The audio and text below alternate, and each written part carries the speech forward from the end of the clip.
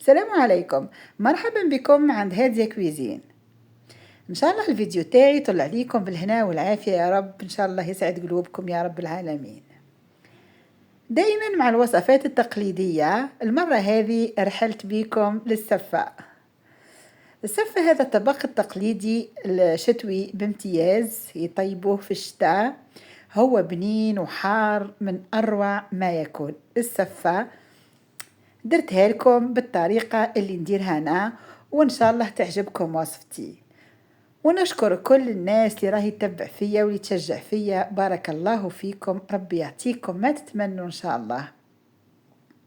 إذا نبدأ على بركة الله في الوصفة تاعنا. أول حاجة لاباز تاع الوصفة هذه هو ليدام. في كسرونة حطيت الشحمة المفوحة اللي عند كاينة في القناة كيف تفويح الشحمة، وحطيت شوية سمن وحطيت شوية زيت، عملت خليط تاع دهون، وجبت ربطة كاملة تاع بصل الشتلة، قصيتها ونظفتها وراني دركا نقص فيها. هو راهو لازم مليح، كمية باهية تاع إدام وكمية باهية تاع بصل. نكمل نقص البصل هذاك كامل، هذاك نقصه وتحبوا ترحوه ولا تقصوه. انا ماذا بيا نحب شكشوكه فيها البصل يعني مقصوص وواضح.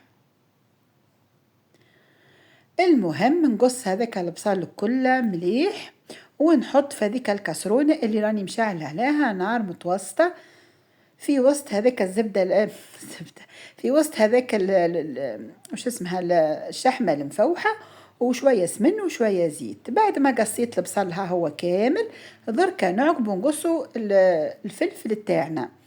هاكم تعرفوا بلي الفلفل هذا ماهوش حار. المهم هاني دركا نقصو طروف كيف كيف صغيره، نحاول نقصو كل ضربه واحده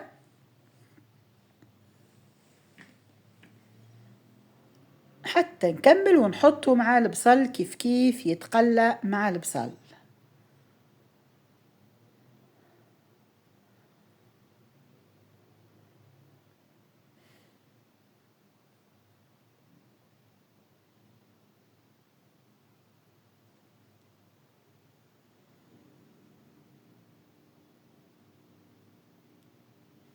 بعدها هو حطيت كل شي مع بعضاه في الكسرونة تاعي، ونجيب دركا نربي هنا، ربيت واحد 4 ولا 5 سنات تاع ثوم. كما قلت لكم كاين اخرين يرحوا كل شيء في الاشواق وبعد يقلوا كلش، بصح انا درتها لكم بالطريقه التقليديه البحته.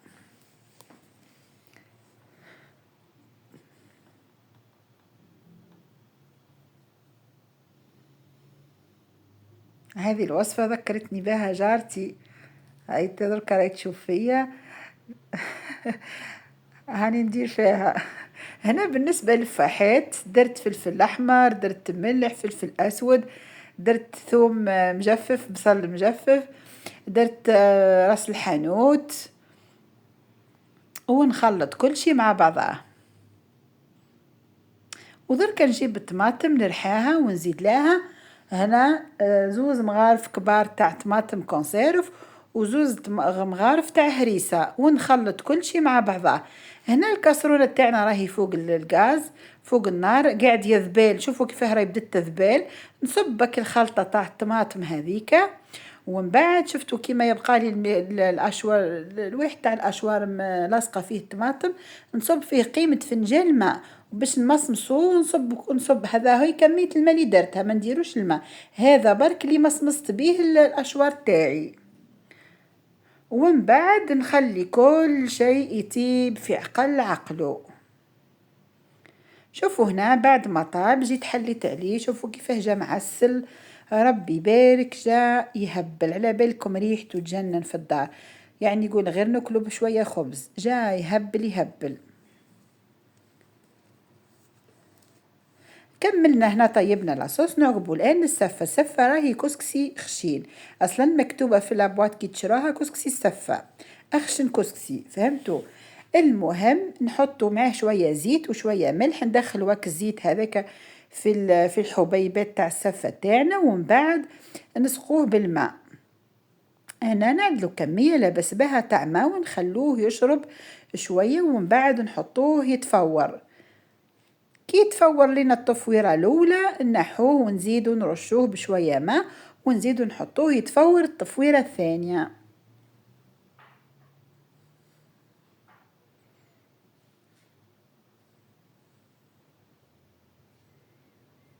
هذه بعد التفويرة الأولى.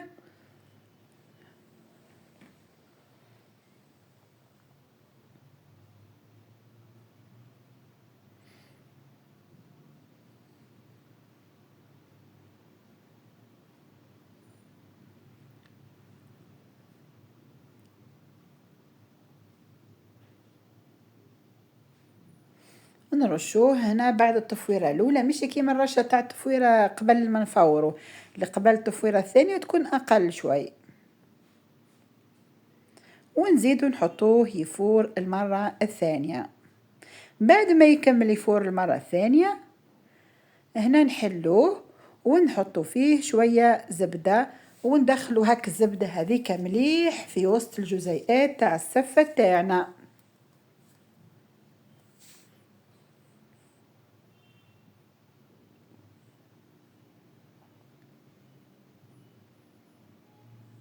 الناس اللي يشوفوا قناتي أول مرة نطلب منكم تعدلوا ابوني وتبارتاجوا مع احبابكم وصحابكم باش تكبر القناة وتشجعوني، وان شاء الله نجيب لكم ديما الوصفات الهايلة تقليدية ولا جديدة ولا الحديثة ولا وش تحبوا نتوما.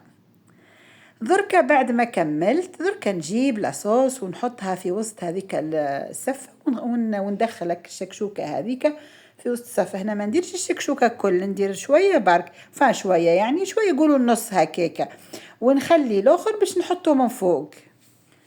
نعمل لها نشربها هاك الشكشوكة هذيك نشربها للسفة، على بالكم حارة وريحتها تجنن. ومن بعد نجيب البلا تاع التقديم ونصب هاك الخليط هذاك تاعي في صحن التقديم. هذا البلا اللي هو صحن الفخاري دائما هو راه تاع امي هو راه فخار امي هذاك كله راه تاعها ربي يحميها لنا ان شاء الله. نحط لهنا شوفوا كيفاه نعمل حفرة في الوسط باش نزيد نحط فيها الشكشوكة هذيك.